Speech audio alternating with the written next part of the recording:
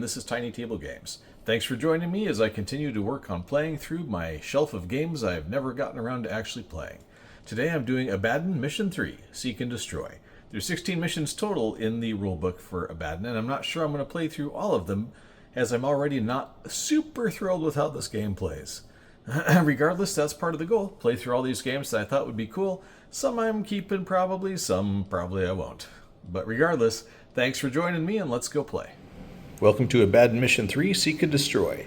Seek out and destroy all opposition heavy links in the sector. Complete the mission before you sustain heavy losses. Sky Eye reports only 2 enemy heavy links in the sector. There's the layout. 2-player mission, deploy your units, each faction rolls 5 dice. Destroy the opposition's heavy links or 11 power crystals, whichever comes first, to be the victor. So I've got the table set up. Notice there's quite a bit of terrain relative to the last game, and it's not actually a mirror match deployment. So that should be interesting. I already rolled off for who goes first, and it'll be the Commonwealth. So the Commonwealth's hands, long-range bombardment, target 2s, target 3s, and that's about it. So top of turn 1. Rolling the dice, let's see how it goes. Aha, this time I remembered. The Commonwealth Alliance will place their targeting token, which gives a +1 bonus for whichever terrain they're in. And given the long-range bombardment, we will definitely target a square with a heavy link in it. And the command rule. Let's see, we got 1 command, 1 recon, 1 medium, and 2 infantry. That's not too bad. So, considering this is the first game where there actually are 2 infantry, so we will definitely activate both infantry. There's only 1 recon link, so we'll definitely activate him too. 1 medium, and for the command, we'll activate this heavy. Alright, to start this turn, I'm going to activate the heavy link and move him up 1. Now what he's going to be doing is using his long-range bombardment card, as he can target up to 8 squares away, straight at this heavy. If you recall, the 10 spaces across on this board, and he's up 2, so that puts him exactly at 8 spaces. For the medium link, he's going to run interference. So moving his 2, he'll just pull right up along there. And with the range of only 5, he's just going to hold his fire. It's too soon. Though he will come under fire, I'm sure, next round. For the infantry, they only move 1, but if we can get him close, remember the critical rule: if you roll a 1, you give the person you hit a wildfire card, which could be good or could be bad. We'll assume it's bad. So we'll shift both infantry up. Neither of them are going to get a ranged attack card with a weapon system because they're too far out and don't have a target. The recon link can move up to 3, and so he will. It doesn't put him in any danger from this infantry, because at most they're going to move 1. Even if he rolled like 3 or 4 of those, it's unlikely, since the goal of this game is to hit those guys. Alright. That done, there's only 1 ranged attack, and that's a long-range bombardment. And you get a +1 to it, because I'm using the heavy. And it's now time for the city-states to respond, and looking at the city-states card, they also have long-range bombardment, and anti-missile, a smart bomb, and a couple of targets. So, given they don't want to lose a heavy or a lot of crystals, they're immediately going to burn their anti-missile missile, and yes, it actually reads that way, to cancel the long-range bombardment and end the ranged attacks. There are no close combat attacks, so that concludes the Commonwealth Alliance's first turn. Okay, the satellite city-states are set up like that. As the Commonwealth approaches, they have the same goal: destroy the heavies. So in this case, I think we'll target this guy's square and see how this command roll goes. 3 infantry and 2 mediums. Alright, so somebody's moving twice. There's only 1 medium on each side, and it can move 2 at a time. And they also have a long-range bombardment, but they also have a smart bomb. No line of sight restrictions. Over 5, but not 8, so we'll start with that.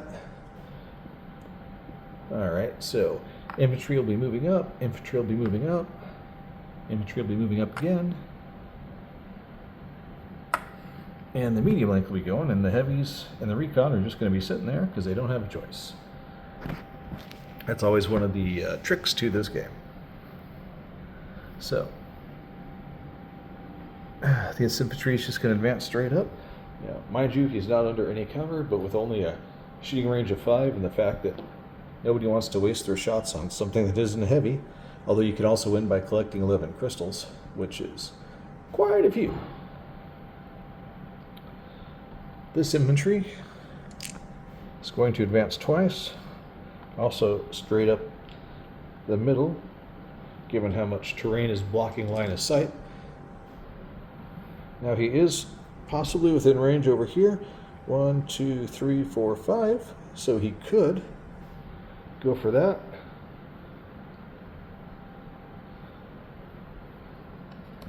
Against that recon, and he will. He'll play his target 4 with an additional damage. It's a long range shot, but he can pull it off possibly. There's nothing inherently weaker about infantry's attacks other than they're rolling a d6 instead of a d8 or a d10. The medium link will activate both of his dice, and here's where I still hate that weapon card laydown system. 1, 2, 3, 4, 5.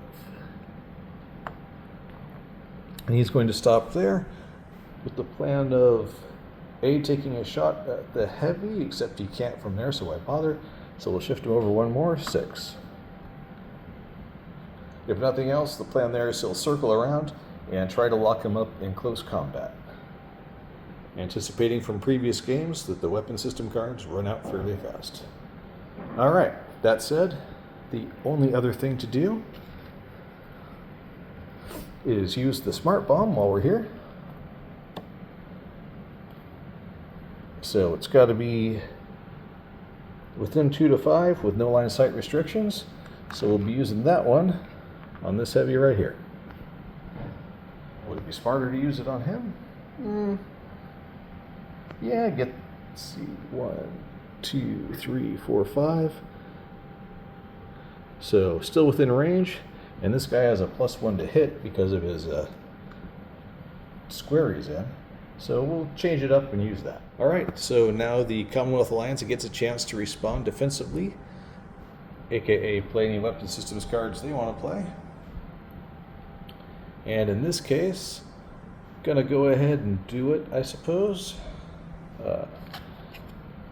The medium's gonna respond to infantry, since their range is equivalent, and the heavy is going to respond. Granted, it's a smart bomb, but the smart bomb is being used in this case with line of sight, so the heavy link can respond.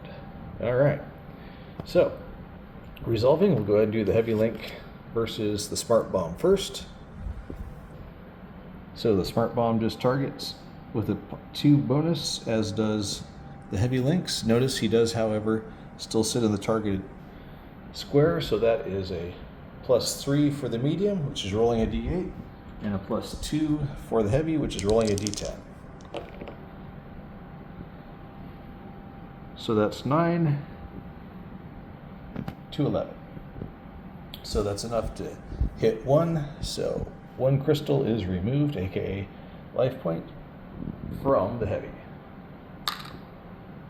1 down, 10 to go.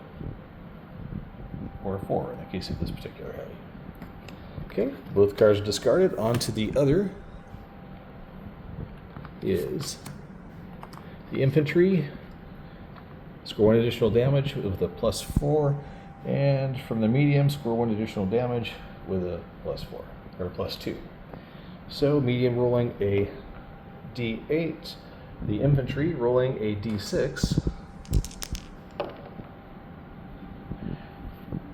So that's 8 + 2 for 10, and 4 + 4 for 8. So the medium wins, the infantry loses 1 crystal, which goes to the Commonwealth Alliance. So at the bottom of the first turn, it's tied up 1 crystal to 1 crystal, no heavy is destroyed. Okay, top of round 2.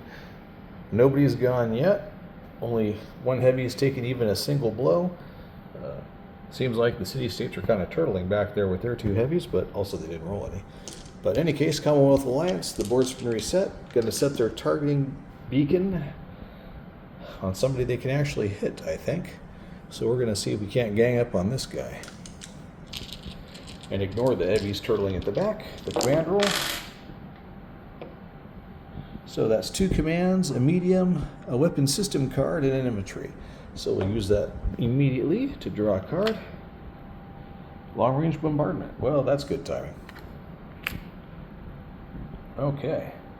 So that means we're going to give one of these command tokens to this heavy link, so he gets the +1 bonus for the long range bombardment. And we got 2 other attack cards at the moment. So we're going to take this infantry and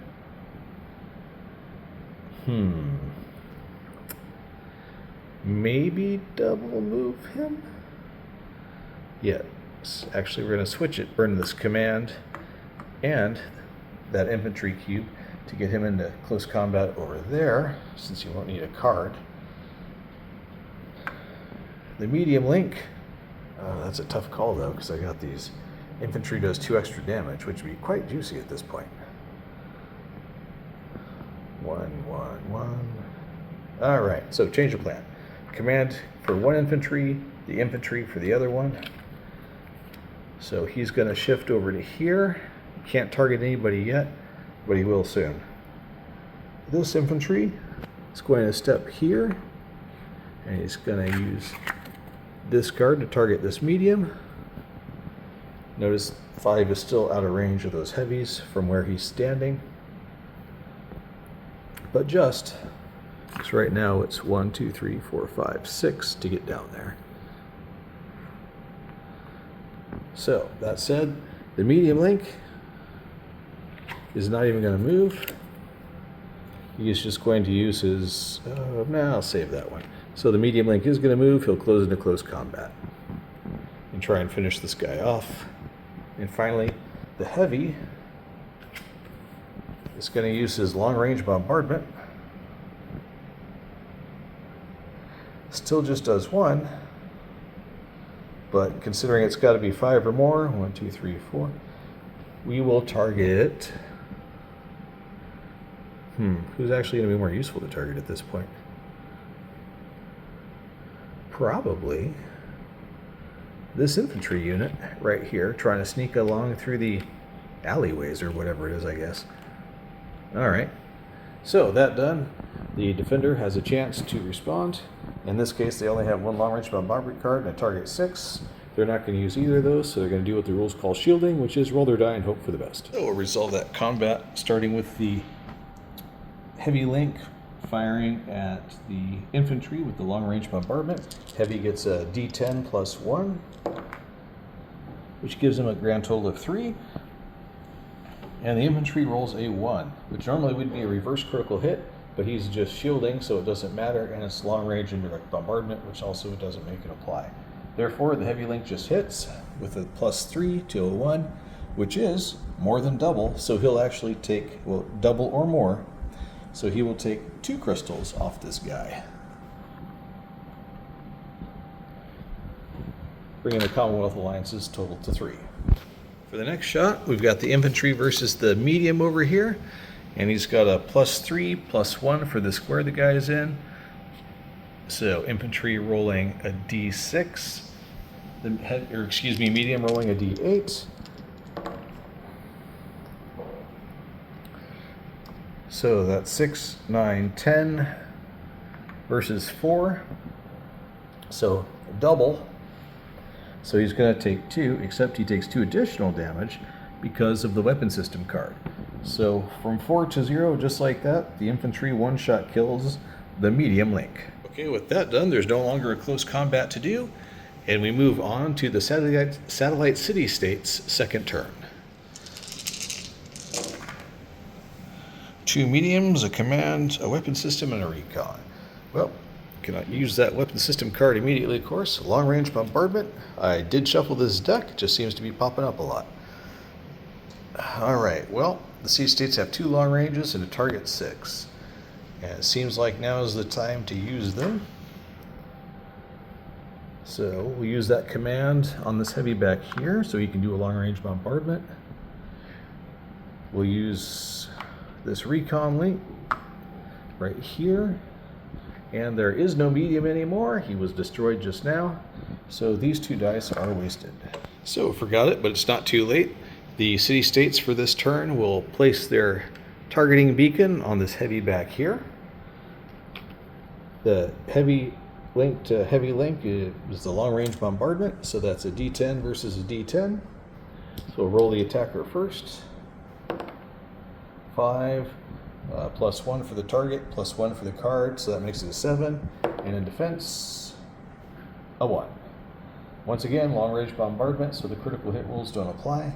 So 7 versus 1 is more double or more.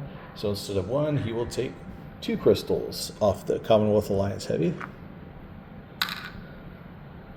Redressing the balance somewhat, but still not completely. The Recon Link is also going to long range bombard with the other card. In this case, it is a D8 +1 for the target location versus the D10. So that's a 4, 5 versus a 6 defense. So in this case, the heavy link just shrugs it off. And that's it for all of the combat at the bottom of turn 2. The score is 3 crystals to, 7? So 11 is the goal, or killing off 2 heavies. Okay, top of turn 3, back to the Commonwealth Alliance.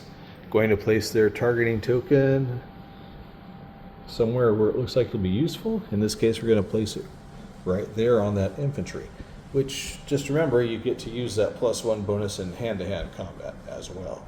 So hopefully that'll come up. Collect all the command dice. And we got 2 mediums, a weapon system card, a recon, and a command. So weapon system card, never bad. Anti-missile missile, nice for defense. That takes care of that one. Okay, recon link is conveniently over in an area that's actually helpful. The medium link apparently is going to be doing something twice since there's only one. And for the command token,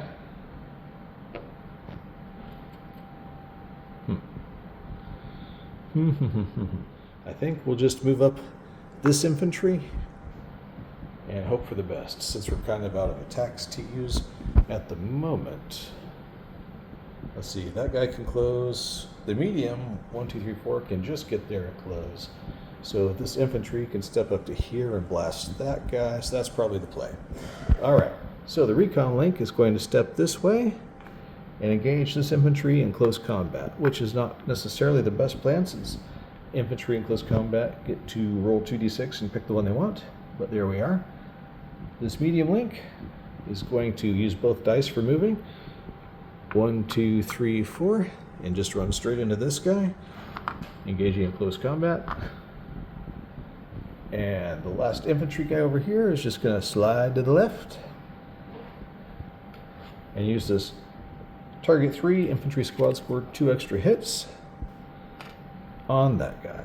All right. Okay, combat resolution. Defender gets a chance to respond. The city-states are not going to use their last targeting card in this case, given there's 2 close combats anyway. So there's just 1 range shot, infantry to infantry. In this case, with a +3, doing 2 extra damage because it's coming from an infantry.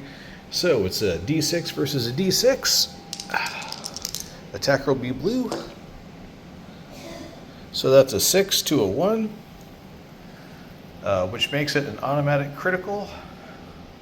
So you ignore the damage on the card and instead draw a critical damage card. Short circuit, lose command programming. Opponent draws 2 weapon system cards at random from your hand. The cards drawn are discarded. Huh. Well, they only had 1 weapon system card, so that's discarded now. So I guess they should have used it. The wildfire card goes away. And let me double check the rules, but I think that's it. So confirmed, it does in fact ignore all other targeting rules and only the wildfire card takes effect. So in this case, when you just want to collect crystals or knock out the unit, that was kind of a bum deal. Anyway, moving on to this close combat over here, we've got the recon link, which is a D6, versus the defending infantry. You get 2 dice and you get to pick the one they want. And once again, a critical hit, which automatically wins. So wildfire damage, reflex shutdown, no movement. Remove 1 power crystal from the unit. In addition, the unit may not move when ordered, but may battle and defend as normal. Place a reflex shutdown marker on the unit. Okay. So removed 1 token and replaced it with this reflex shutdown flag so that we know this guy will not be moving anymore this game. Okay, final close combat over here is the medium versus the recon. So that'll be a D6 versus a D8. And once again, a critical hit for the attackers. I'm glad I'm rolling this in this game and not like D&D with this many ones. So once again, a wildfire. Weapon malfunction, targeting shutdown, remove 1 power crystal from the unit. This unit may not play weapon system cards. Well, they don't have any anyway. Place a weapon malfunction marker on the unit. Okay, so the rest of this game, basically this guy can't do ranged combat. Interesting. So we will install the weapon malfunction flag on this recon unit. If I can get it, there we go. And he's basically just a close combat machine from now on. At the bottom of round 3, the Commonwealth Alliance is ahead 9 crystals to 3. 11 for victory, so this may well be the Satellite City-State's last turn, unless they do something particularly wise. They have no more weapon system cards, so there's no more ranged combat going on unless they draw something. So, straight to the command rule. Let's see, heavy, recon, 1 weapon system, a medium, and another command. And they got a target 4. Well, that's something. Okay. Well, there is no medium link, so that dice wasted. Used the weapon system. The recon link. He can't shoot, but he is in close combat, so that's something. The heavy link certainly can shoot, so we'll have him do that. And we only have 1 card to shoot with, so this heavy link will also get into close combat, it looks like. All right. So in this case, 1, 2, 3, 4, 5, he's out of range that direction. If he takes his 1 step this way, 1, 2, 3, 4, 5, he can just pick off this guy maybe. The response from the Commonwealth Alliance is going to be ignore it, just in case something like a Doomsday Bolt comes up, save the anti-missile missile for that. So with that, there's only 1 ranged combat. The other 2 are going to be close combats. This heavy is just going to move to here, so he can also engage. And everybody on the city-state side is going to be targeting this medium this turn, as it turns out. So, for the ranged combat, a D10 versus a D8. And yes, I forgot to place the targeting bonus marker. That's my bad. Okay, so a D8 versus a D10. That's a 3 plus 4 is 7 versus a 7, so that's a tie, so no damage. Had I remembered to place that targeting marker, that would have made all the difference. We move on to the close combat. We'll do the heavy versus the medium, which will be, again, a D10 versus a D8. 3 versus 4. The medium holds his weight and pulls another crystal, putting him only 1 away from the victory. So D8 versus a D6 for the recon. This could be the last roll of the game. And in fact it is. The medium link wins it all for the Commonwealth Alliance in Mission 3. Okay, well that's a wrap for Mission 3 in Abaddon, with the city-states losing out once again to the Alliance. That was an interesting game. More so than the other 2 anyway. The card system, laying it out on the board, I still hate, although that could be fixed with tokens, I suppose. And like a tracking sheet a la X-Wing to a certain extent. But, I mean, why do it that way? Just bad design to start with. Regardless, the ones cropped up way more than I would have expected once I started using that rule. And I don't know that I like the wildfire cards because they actually seem counterproductive in many cases for what you're actually trying to achieve for victory, which seems odd for scoring a critical hit. But I double-checked the rules 3 times, and you do in fact ignore all the results and go straight to the wildfire card. So there's no, if you played a card that does extra damage, too bad, you're getting a wildfire card instead. Anyway, that's how it played out. I hope you enjoy it. I'm Ray, this has been Tiny Table Games. I'll see you next time.